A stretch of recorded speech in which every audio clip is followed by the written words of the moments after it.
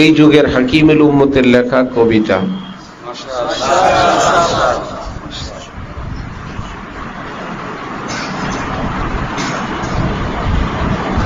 হযরতওয়ালা ঢালকানগর একবার কামরাঙ্গীচর মাদ্রাসায় গেলেন।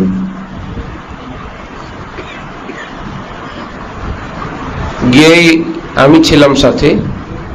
দেখলেন যে হযরত আব্দুল হাই পাহাড়পুরি সাহেব রহমতুল্লাহ আলাইহি এতক্ষণ ছিলেন, গাড়িতে উঠে এখন রওনা করে চলে যাবেন। হযরতওয়ালা দেখা করতে গেলেন। মুসাফা করলে হযরত আব্দুল হাই পাহাড়পুরি সাহেব হাফিজি হুজুরের জামাতা, বাংলাদেশের বিখ্যাত আলেম হুজুর, তিনি বললেন আমাদের হযরতওয়ালাকে, বলেন তো আমাদের সকল আকাবির হাকিমুল উম্মত কেন বলেন? সবাই কেবল হযরত থানবীর কথা কেন বলেন?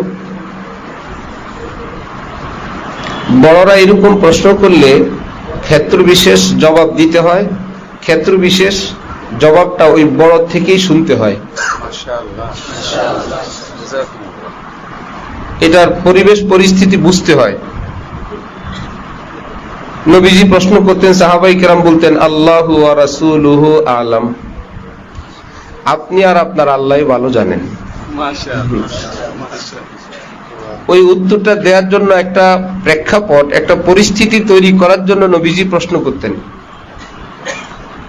উদ্দেশ্য ছিল তোমরা জবাব দাও তা না, জবাব আমিই দিব। নবীজি বলতেন। আমাদের হযরতওয়ালাও বললেন, চুপ থাকলেন। তো উনি যেটা বলতে চাইলেন সেটার পরিস্থিতি পরিবেশ সৃষ্টি হলে তিনি বললেন, আল্লাহ পাক সমস্ত আকাবিরের উলুম, এলেম, মারিফত, দ্বীনি জ্ঞান, বুদ্ধিকে এক হাকিমুল উম্মতের মধ্যে দান করে দিয়েছেন।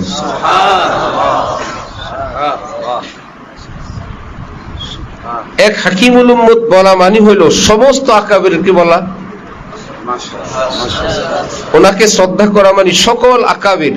আকাবির মানে দ্বীনের পথে, এলমে, আমলে, তাকওয়ায়, দ্বীনের গভীর জ্ঞানে যারা মহামনীষী, এলমে, আমলে, তাকওয়ায়, দ্বীনের মহা জ্ঞানে, গভীর জ্ঞানে যারা মহামনীষী হিসাবে ইসলামী জগতে বিবেচিত, তারা হলেন কি? আকাবির।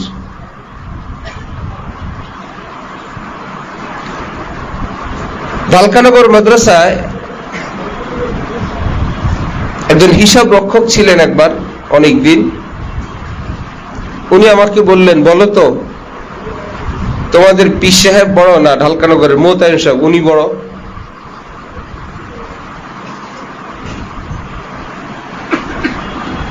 তো আমি ওনাকে বললাম,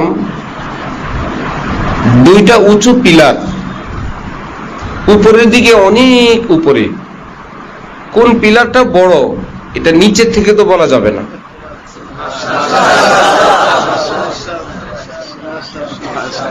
বলা যাবে? কোনটা কোন জায়গায় গিয়ে শেষ হয়ে গেছে তা আমি নিচে বসে বলতে পারবো না। অনেক ঊর্ধ্বে উঠে এটা নির্বাচন করতে হবে যে এই পিলারটা ছোট, এই পিলারটা কি বড়।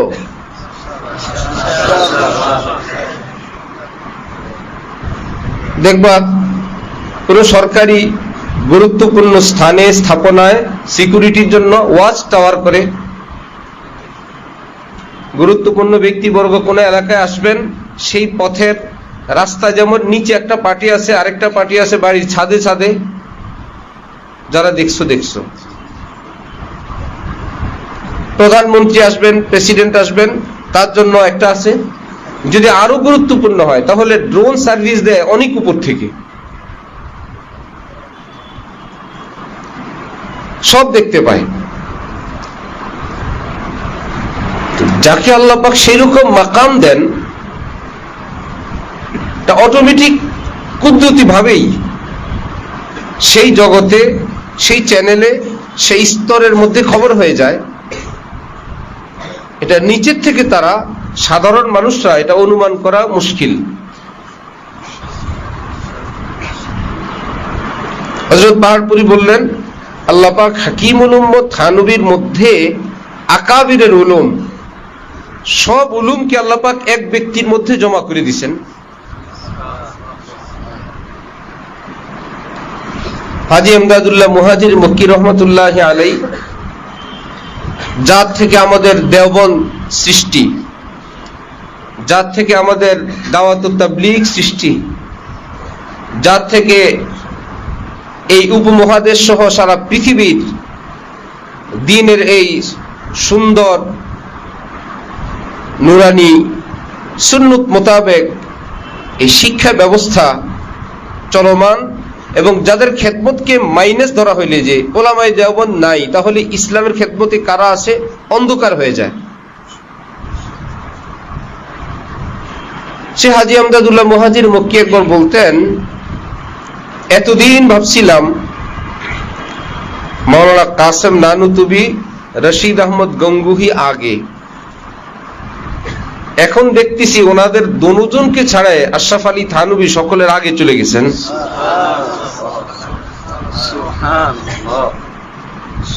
এবং নিজে একবার বললেন, যদি মাদ্রাসায় কানপুর হযরত থানভী পড়াইতেন কানপুরে, দিল উঠে যায়, পড়াইতে আর মনে না চায়, তুমি এসে আমার থানা ভবনের খানকা এটা আবাদ করবা।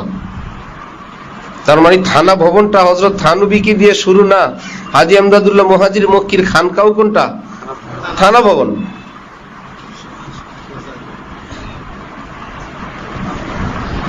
বললেন যে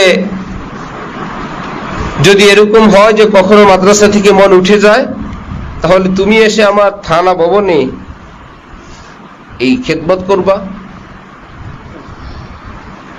হযরত থানভী বুঝছেন যে মনও উঠবে, এখানেও আসা লাগবে। হযরত গঙ্গুহির ওই মুরিদ বিনা নামাজে বায়াত হয়েছিল না, নামাজ পড়বে না এই শর্তে বায়াত হয়েছে। তো হযরত থানভী তো ওই শর্তের দিকে ভ্রুক্ষেপ না করে বললেন, আপনি বায়াত হবেন?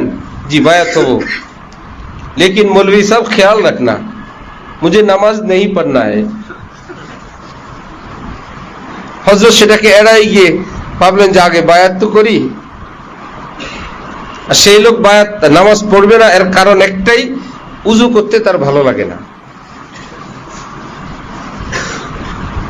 এখন নামাজের ফজরের ওয়াক্ত হয়েছে, তাহাজ্জুদের সময়, সবাই উঠছে, তাহাজ্জুদ পড়ে, সে তো নিয়ত করছে আগেই তাহাজ্জুদ তো তাহাজ্জুদ, ফজরে পড়বো না।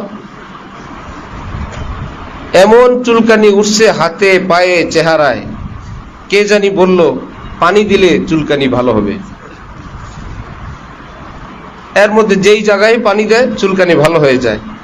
খেয়াল করে দেখলো উজুর যত জায়গা সব জায়গায় চুলকানি উঠছে। সেই ব্যক্তি খেয়াল করে দেখলো যে উজু তো হয়েই গেছে, যে উজুর ভয়ে নামাজ পড়বো না, তো সবাই নামাজ পড়ে, আমি 2 রাকাত 4 রাকাত পড়ি। এই বেলা তো অ্যালার্জির কারণে হইল, তাহাজ্জুদ তো পড়ছে, ফজরও পড়ছে, আর তো পড়া লাগবে না। জোহরের আজান হইছে, অ্যালার্জি শুরু। এবার নামাজের ওয়াক্ত হইলে অ্যালার্জি। এখন ওই লোক ভাবছে খামাখা নামাজ না পড়ার প্রতিজ্ঞা করে লাভ নাই, অ্যালার্জি চেতায় কোনো লাভ নাই, নিয়ত করে নিলাম নামাজ পড়বো ইনশাআল্লাহ। ওরে বললো মৌলভী আমাকে বায়াত তো করছে, এর মধ্যখানে অ্যালার্জি চেতায় দিছে।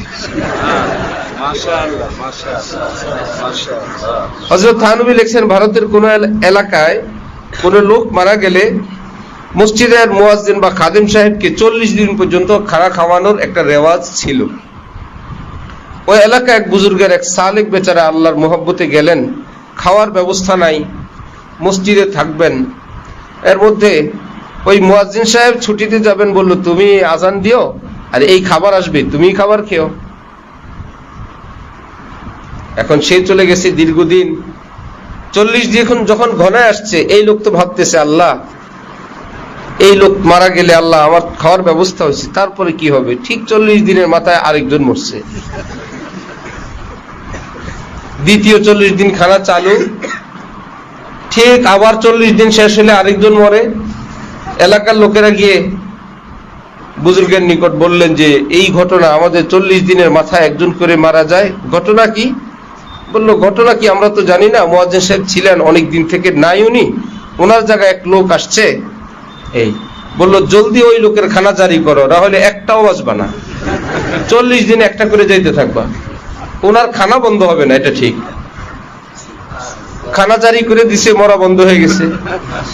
যে মরুক আর বাঁচুক, আপনার খানা জারি, কিছুই করার নেই।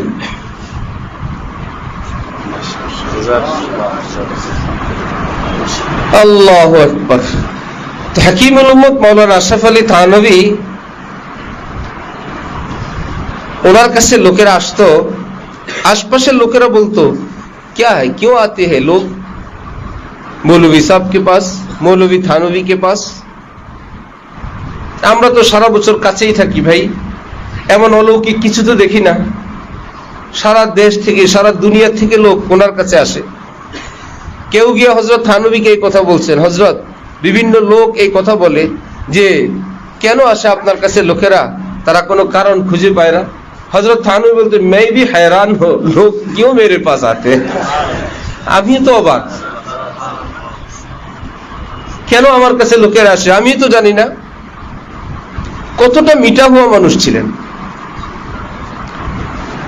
ওই যুগে বিখ্যাত আরেক আলিম ছিলেন সৈয়দ সুলাইমান নদভী রহমতুল্লাহ আলাইহি।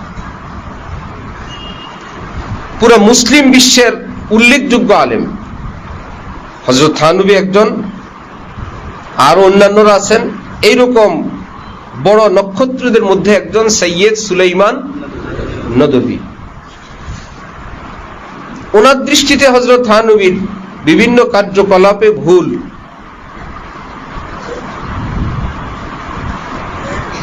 এমনকি উনি নিয়মিত পত্রিকায় লেখেন হযরত থানভীর বিরুদ্ধে। কি বলবে, পীর মুরিদি শুরু করছে। একদিন উনি ভাবলেন, ওনাদের সেই যুগের বা এখনো যারা হক্কানি আলেম, কারো কোনো বিষয়ে আলোচনা যখন করেন, কোনো ব্যক্তি স্বার্থে করেন না, দ্বীনের স্বার্থে করেন। ভাবলেন যে যাই, দ্বীনের বহু খিদমাত তো তিনি করেন, এই বিষয়গুলো উনি এরকম বলেন। একদিন একটু মজলিসে গিয়ে বয়ান শুনি, চুপে চুপে।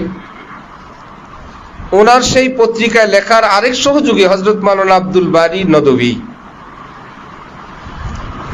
ঘটনাক্রমে সে আবু জাহেলদের মজলিসের মতন গিয়ে দেখেন আব্দুল বারী নদভীও সেখানে। গোপনে গেছেন তিনি, গিয়ে দেখেন ওনার আরেক সঙ্গী তিনিও গোপনে সেখানে। ভাই আপনি এখানে, আপনি এখানে? বললেন আমি এক জায়গায় যাচ্ছিলাম, যাওয়ার পথে একটু বসছি। আমি ভাবলাম একটু শুনে যাই। এক মজলিসের এক বয়ান, मैं कशो ये मैं कशी रिंदी है, मैं कशी नहीं, आंखों से तुमने पी नहीं, आंखों की तुमने पी नहीं। হে পৃথিবীর শরাবখোরেরা, আমাদের এখানের শরাব এটা সেই শরাববাজি না, নষ্টামি নোংরামির শরাব না, এটা বোতল দিয়ে পরিবেশন করা হয় না। আল্লাহর মহব্বতের শরাব চোখ দিয়ে পান করানো হয়, এক চোখ থেকে আরেক চোখে দেওয়া হয়, বোতল থেকে গ্লাসে না, চোখ থেকে চোখে। আঁখোं से तुमने पी नहीं, জীবনে কারো চোখ থেকে নেশা পান করছিলা? আঁখোं की तुमने पी नहीं, কারো চোখের নেশা কখনো গ্রহণ করছিলা? চোখে চোখ পড়বে এইরকম নেশা। সুলাইমান নদভী সেই মজলিসে গেলেন, বসলেন, শুনলেন। মজলিস শেষ হবার সাথে সাথে তিনি পিলার জড়ায় ধরলেন, নিজেকে আর ঠিক রাখতে পারলেন না। চিৎকার শুরু করলেন, জানি কিস আন্দাজ সে তাকরীর কি, ফির না পয়দা শুবহায়ে বাতিল হুয়া। আল্লাহ, কি বয়ান শুনলাম, সন্দেহের কোনো অবকাশ নেই, সব হক। জানে কিস আন্দাজ সে তাকরীর কি, ফির না পয়দা শুবহায়ে বাতিল হুয়া, আজ হি পায়া মজা কুরআন মে। কোরআনের প্রকৃত স্বাদ তুমি আমি আজকেই পেলাম। जैसे कुरान आज ही नाजिल हुआ, যেন পৃথিবীতে কোরআন আজকেই নাজিল হয়েছে। আমি কোরআন জীবনে আর শুনিও নাই, পড়িও নাই। কোরআনের প্রকৃত মজা তো আজকেই পেলাম। চাহা খুদা নে তো তেরি মাহফিল কা হর চিরাগ জলতা রহেগা यूं ही বুঝায়া না যায়েগা। হে হাকিমুল উম্মত, আল্লাহ আপনার এই দ্বীনের কথাকে কিয়ামত পর্যন্ত প্রজ্বলিত রাখবেন, কেউ নিভাইতে পারবে না। এবার পৃথিবীবাসীকে লক্ষ্য করে বলতেন, জি ভর কে দেখ লো ये जमाल जहां फुरूज ये जमाल नूर फिर দেখায়া না যায়েগা। জগৎবাসীরা, আল্লাহর এই নূর তোমরা মন ভরে দেখো, এটা একবার নিভে গেলে দ্বিতীয়বার আর কিন্তু জ্বলবে না। হযরত নবীর কাছে গেলেন, গিয়ে তওবা করলেন, আমি আমার এতদিনের লিখনি থেকে তওবা করলাম, আল্লাহর ওয়াস্তে আমাকে বায়াত করেন। কতটা মুখলিস তারা, যে আমি এতদিন লিখছি কেমনে বলবো না, হক তো হক, হক কবুল করতে তাদের কোনো দ্বিধা নেই। আমি ভুলেছিলাম, ভুল ভাঙছে। হযরত থানবী বললেন যে দেখেন মাওলানা, পত্রিকায় আপনি আমার বিরুদ্ধে লেখেন, দেশের সকলেই দেখে, আবার গোপনে এসে তওবা করবেন, নিয়ম তো এটা না। তওবাতু সিররি বিসির, তওবাতুল আলানিয়া বিল আলা। কেউ যদি ভুল কারো সামনে করে, ঠিক তওবাও কারো সামনে করতে হবে। গোপনে ভুল করলে তওবাও গোপনে করতে হবে। এক বেচারা নামাজ পড়ে নেই, কেউ জানে না, সে একা একা তওবা করে নামাজ কাজা করে নিছে, এটা কাউকে জানাইতে হবে না। আমার একদিন নামাজ কাজা হয়েছিল, তারপর আমি তওবা করে নামাজ পড়ে ফেলছি, ভাই গোপনেরটা গোপনে শেষ। হ্যাঁ, এইরকম সাথী সঙ্গীদের সামনে আপনি আরেকজনের হক খেয়ে ফেলছিলেন, তারা দেখছে, আবার গোপনে তাকে দিয়ে দিছেন, সেই সাথীরা তো জানলো না, গোপনে দিয়ে না, তারটা তাকে দিয়ে, যেই সাথীরা জানে তাদেরকে আবার জানায় দেওয়া জরুরি, ভাই আমি কিন্তু ওনার হক ওনাকে পরিশোধ করে দিছি।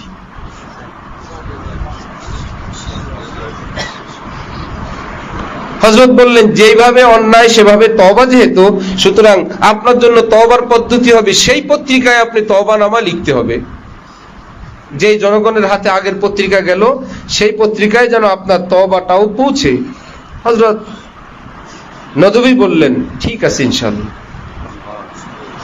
তওবানামা লিখছেন নিজের পত্রিকায়, যে আমি এতদিন পর্যন্ত হাকিমুল উম্মত হযরত থানবীর বিরুদ্ধে এরকম কিছু যাই লিখছিলাম, সবই আমার ভুল ছিল, আমি তওবা করলাম, চিরদিনের জন্য হাকিমুল উম্মতের গোলাম হওয়ার জন্য প্রস্তুতি নিলাম। হযরত থানবীর নিকট মুরিদ হলেন।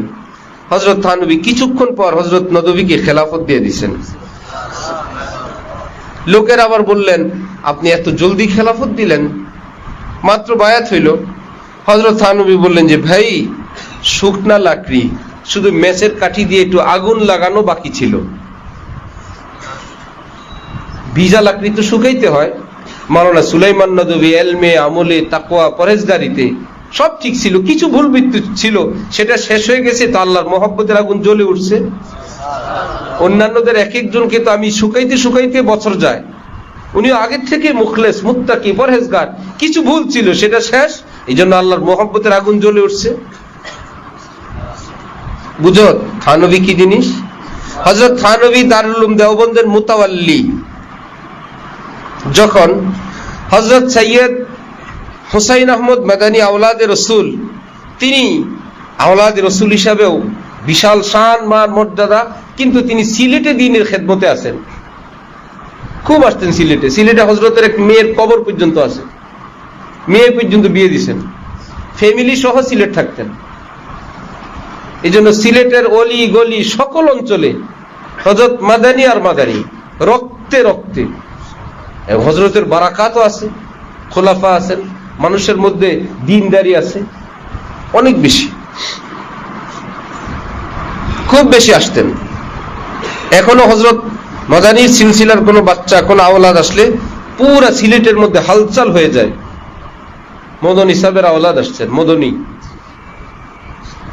হযরত থানবী হযরত হুসাইন আহমদ মাদানীকে সিলেট থেকে নিয়ে, হযরত থানবী মুরব্বী সিনিয়র, হযরত হুসাইন আহমদ মাদানীকে দারুল উলুম দেওবন্দের বুখারী পড়ানোর জন্য শাইখুল হাদিস বানাইছেন।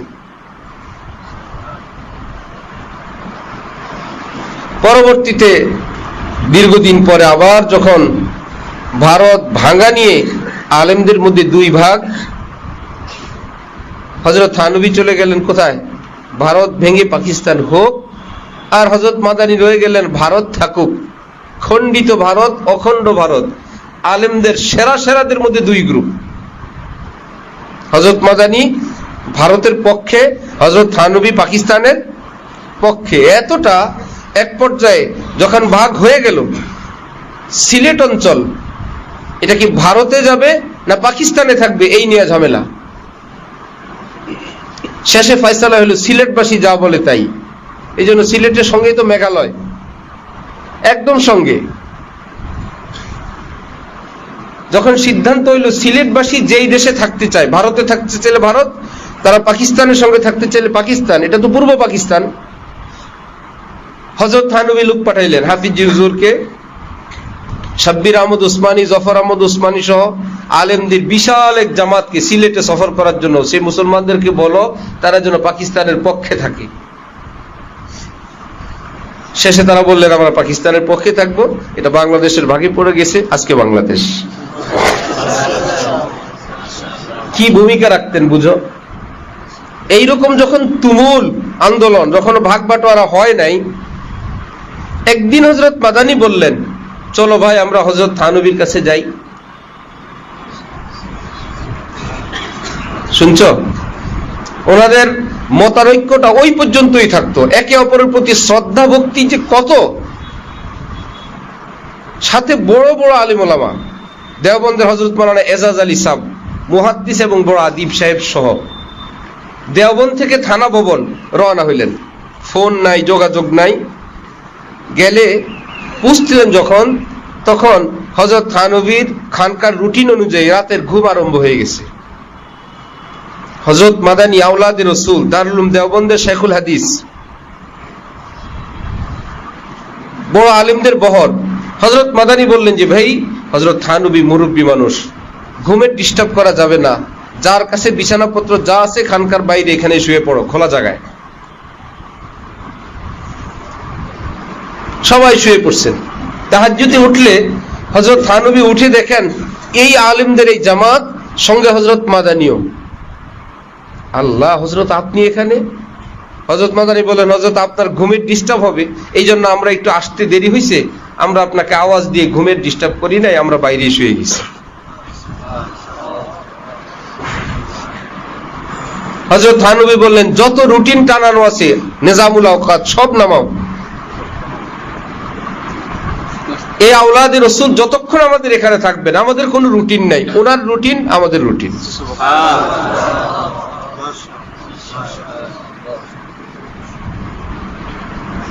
এবার ফজরের ওয়াক্ত হইলে হযরত থানভী বললেন হযরত মাদানীকে, হযরত আপনি নামাজ পড়ান। হযরত মাদানীকে বলা হয় ইখলাসের পুতুল, মাথা থেকে পা পর্যন্ত পুরাটা ইখলাস, ফেরেশতা তুল্য মানুষ, আখলাকের পুতুল বলা হয়। এত উচ্চ আখলাকের মানুষ। আমাদের মজা হইল আমাদের তাসাউফ এবং তাজকিয়া সিলসিলার মুরব্বী হাকিমুল উম্মত হযরত থানভী, আর আমাদের হাদিসের সিলসিলার মুরব্বী হইল হযরত হুসাইন আহমদ মাদানী।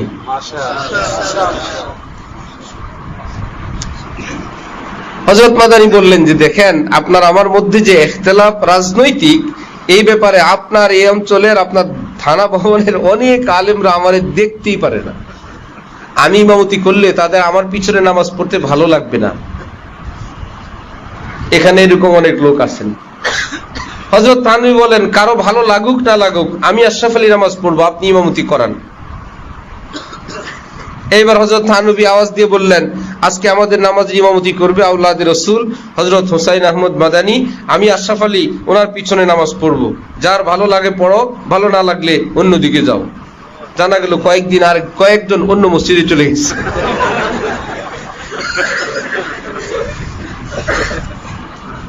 পরিস্থিতি কি ছিল বুঝো। হযরত মাদানী নামাজ পড়াইলেন। হযরত থানভী নামাজের পরে উঠে বললেন আমার বিশ্বাস এই আওলাদে রসুলের বরকতে আজকের ফজরের নামাজ আল্লাহ পাক কবুল করে নিছেন।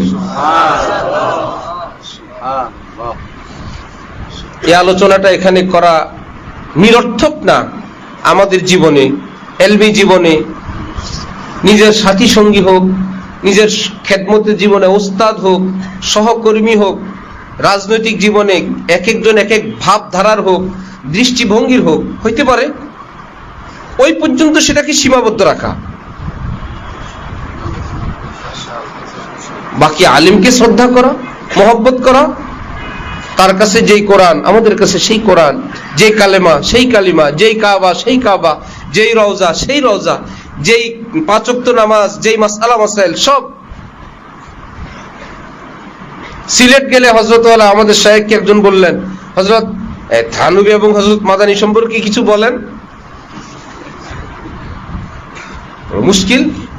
হযরত ওয়ালা আমাদের শায়েখ বললেন, কি বলবো, হযরত থানভীও বড় বুজুর্গ, হযরত মাদানীও বড় বুজুর্গ, হযরত থানভীও হানাফি, তিনিও হানাফি, হযরত থানভীও মাদানী, হযরত মাদানীও কি দেওবন্দি, তিনিও দেওবন্দি, তিনিও মুখলিস, তিনিও মুখলিস, ইনিও বড় আলেম, তিনিও বড় আলেম, তিনিও ফকি, তিনিও ফকি।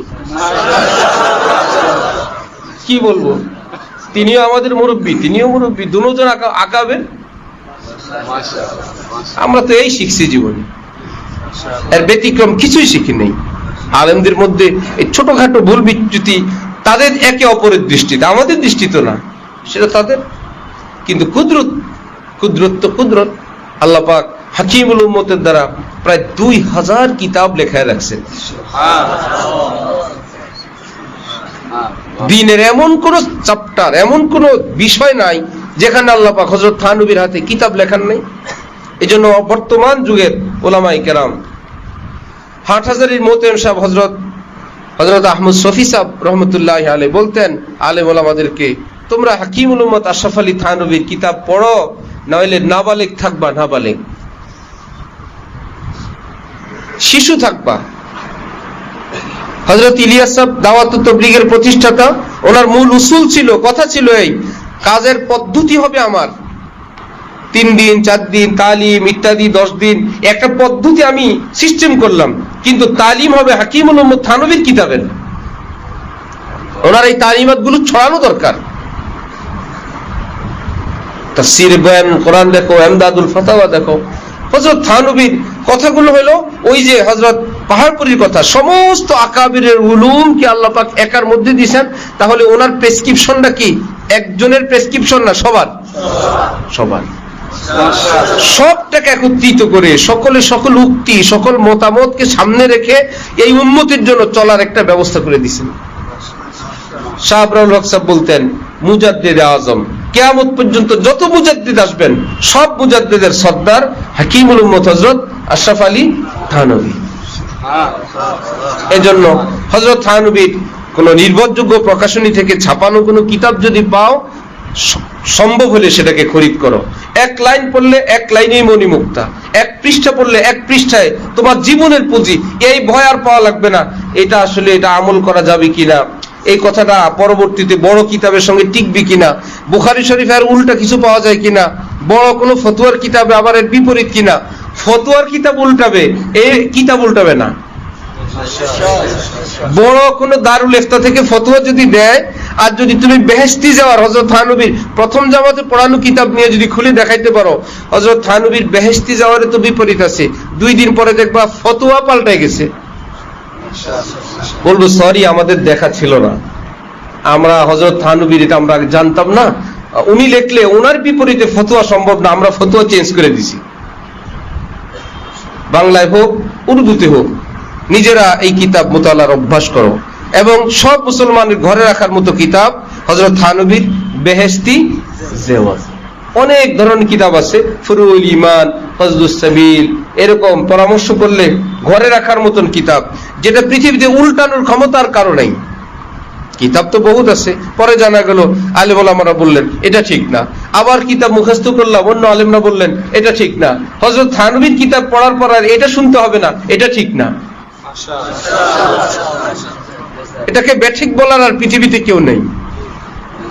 আল্লাহ আমাদেরকে হযরত হাকিমুল উম্মতের কদর করার তৌফিক দান করেন, হযরতের উলুম মারিফ আমাদেরকে সকল মুসলমানকে দান করেন। ওয়া আখিরু দাওয়ানা আলহামদুলিল্লাহি রাব্বিল আলামিন।